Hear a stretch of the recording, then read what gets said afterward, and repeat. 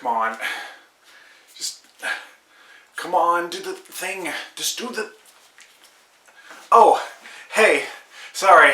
I'm playing the Wii. This thing's a workout. You know, I can't get these M&Ms to do what I want them to do. The Wii had a lot of games. And today, here on Turbo Zone, I'm going to do a special video talking about two of those games in particular. Turbo Zone? Shoot, I thought this was AutoZone. DZD? What are you doing here? I needed a part for my oversized motorcycle. How did you even get out of the computer? You're a JPEG. Wow, Alex, don't be formatist. The JPEG can do anything a person can. It's 2021, come on. Thanks for dropping by, man, but I'm about to start a video, so I kind of need you to... Well, since I'm already here, why don't we just collab?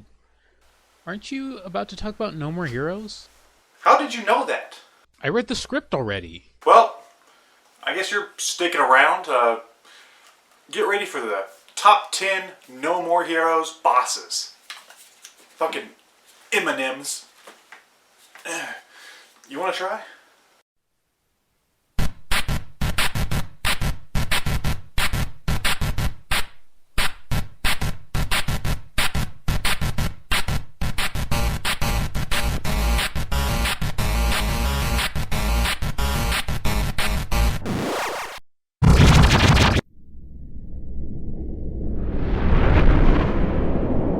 This must be karma. Travis touchdown. Spare me the mystic crap. I came here to fight.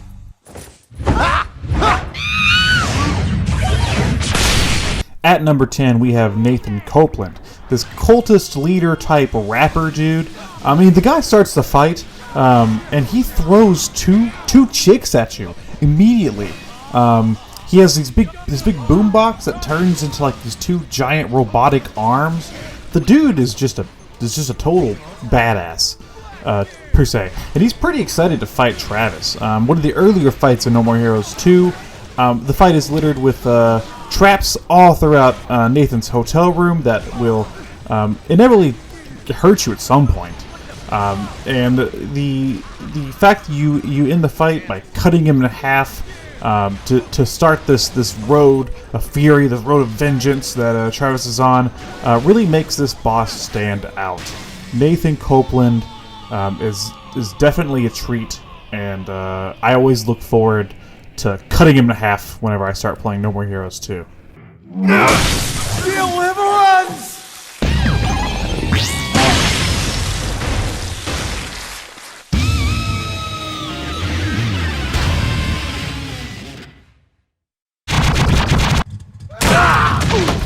Bat!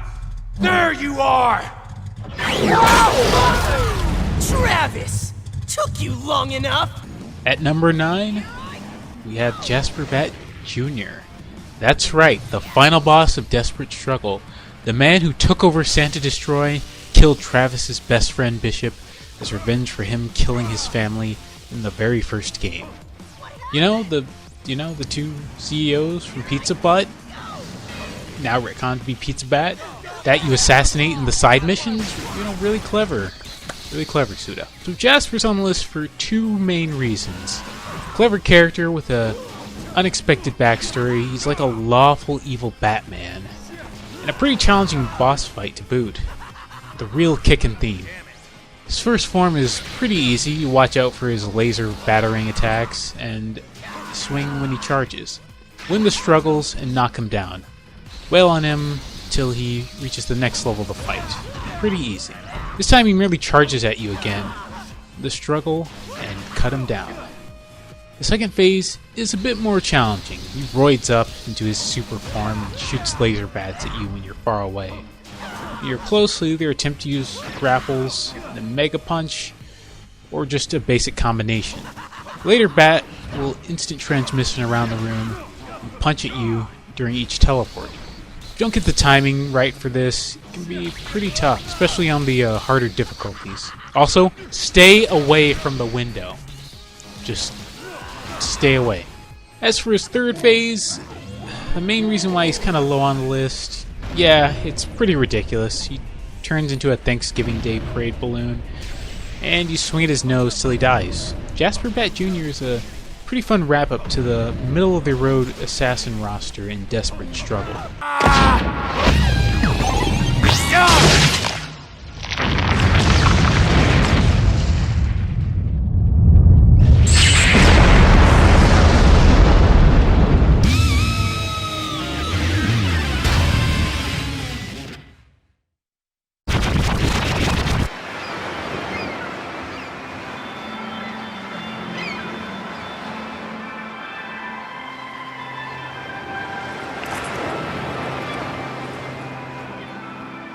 Quite beautiful, wouldn't you say?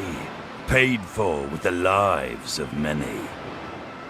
Number 8 is Death Metal, the first boss fight in No More Heroes 1.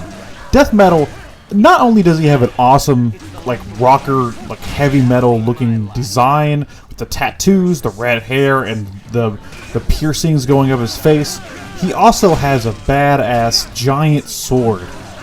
He's kind of a reflection of what Travis might become later on down the road. He tries to warn Travis a couple times. And as a first boss fight, pummeling your way through his mansion, getting to him by the poolside, and him telling you that even though he lives in this what looks like paradise, it's not paradise for him, is truly symbolic of the road Travis will be going down. Absolutely love this fight. It's one of the best fights in the first game, and that's why it's number 8. You're joking, right? I don't care about titles or power. I just want to be number 1. Then master the ways of the assassin. Here's your ticket to paradise, old man.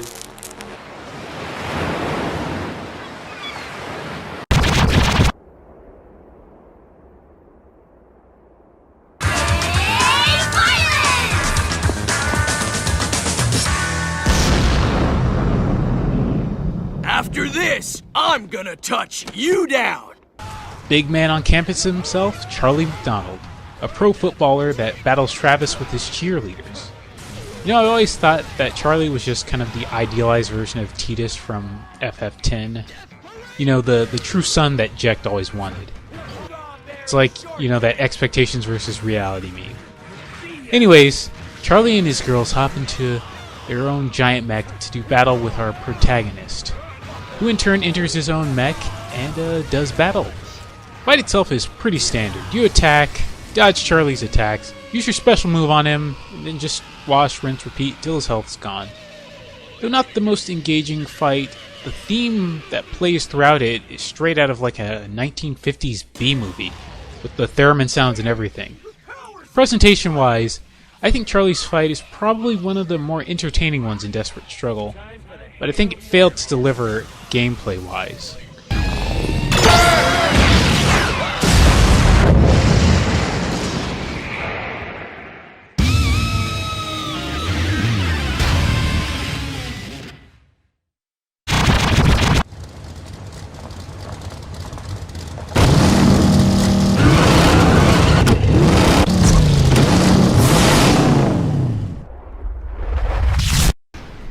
At number 6, we have Ryuji from No More Heroes 2. Ryuji is interesting because he's sort of like a reflection of Travis, the yin and the yang. Travis is often seen, is often symbolized as like a samurai. That's sort of what Ryuji is as well. Where Travis is the tiger, Ryuji is the dragon. They both have giant motorcycles. They both use beam katanas, and it's an epic battle, Battle of Dawn, and whenever you kill Ryuji, Travis lets out one of the greatest cries of victory in the entire game.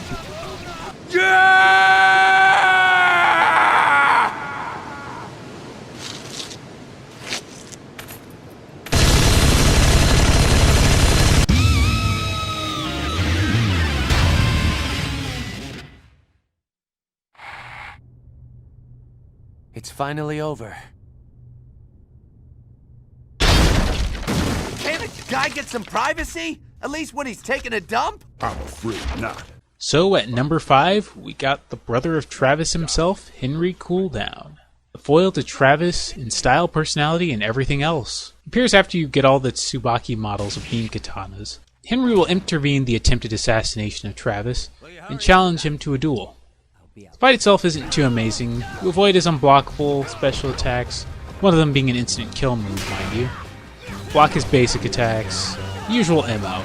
As much as I like the idea of Henry and rival characters in media in general, the fight itself is a bit underwhelming and repetitive from a gaming aspect.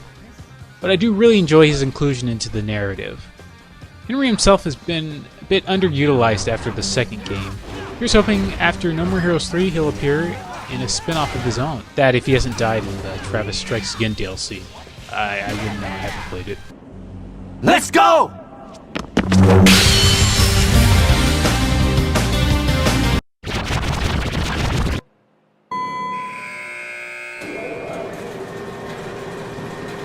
Home run!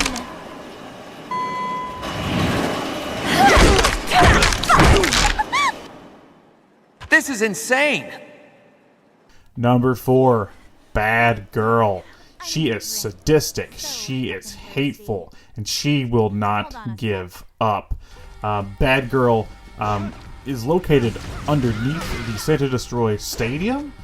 She uses a baseball bat to throw gimps at you in like weird bondage outfits. She drinks. She even lights her bat on fire during one part of the fight. She is relentless, and she is number 2 in the game. So she's pretty damn tough. I mean, she has a one-hit kill, and even when you stab her right in the stomach, she still keeps going. She does not give up until Travis says that he gives up, that she wins. She is brutal.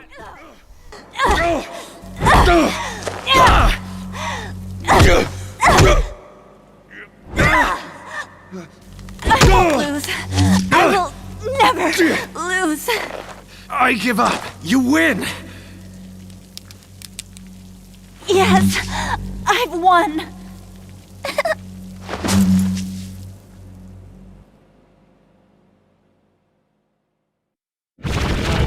Mother's eyes see no more.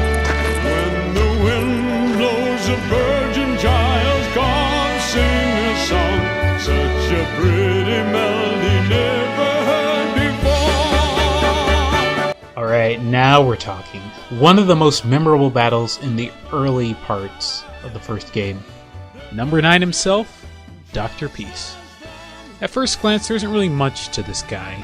He's got the whole Old West gunslinger look, as well as sharing a likeness to famous 1970s actor Charles Bronson. But he's probably one of the most complicated characters in this game, and he appears so little. All we know is that before he became an assassin, he was a crooked detective who worked with the mob. He also mentions his estranged wife and daughter, that the UAA had the courtesy of reuniting him with. But I'm just rambling. So the fight itself is pretty simple. He dodges gunfire, and attack when he finishes or reloads. If he blocks, use a stun attack and grapple. Avoid his special shots, and have a classic Mexican, Western standoff. And you're golden. After striking the final blow, Peace will talk of singing one last song to his daughter Jennifer.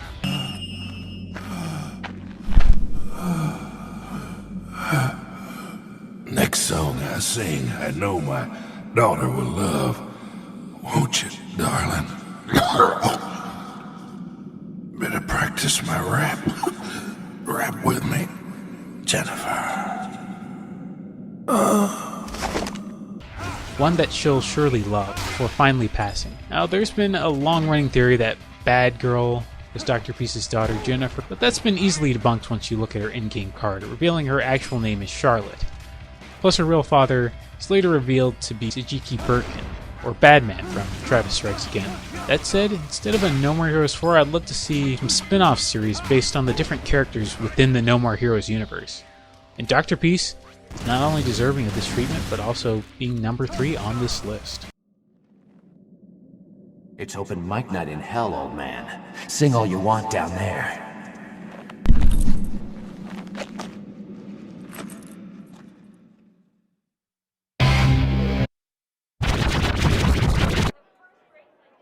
A rankings fight? Yeah, how about it? All right. Number 2, we have Shinobu. Shinobu had to be this high.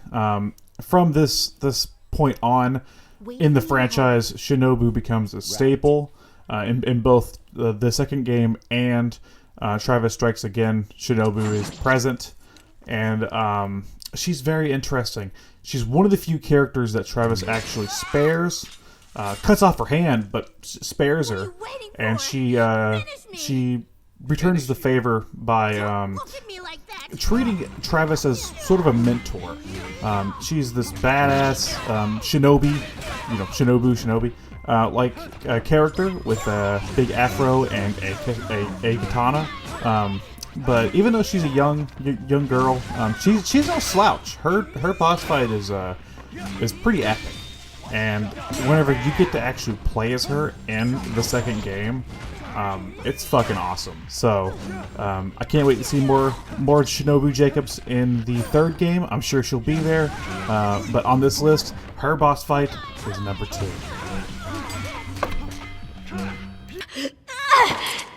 Please. I'll fight you anytime, anywhere. Until then, I'll be waiting.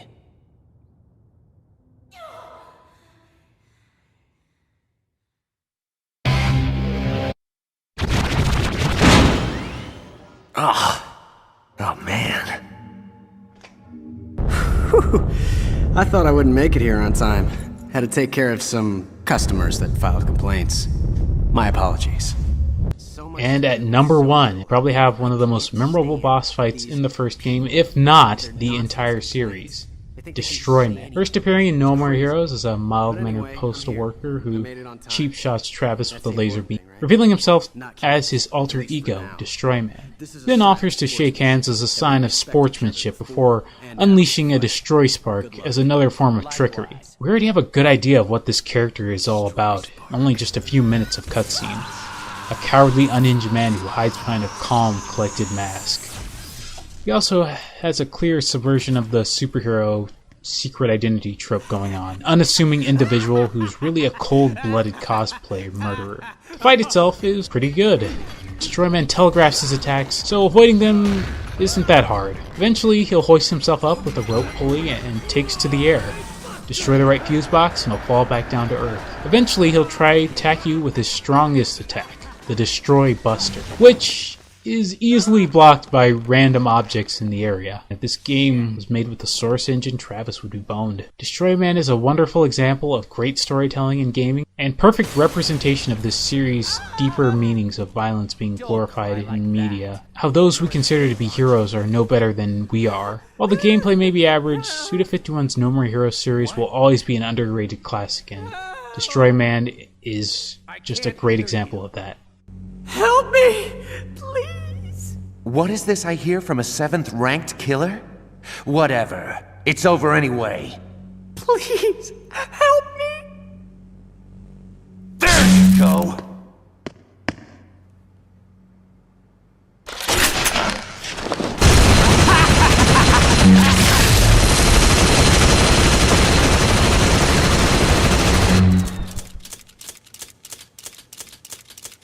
Well, D, thanks for joining me on this episode, I guess.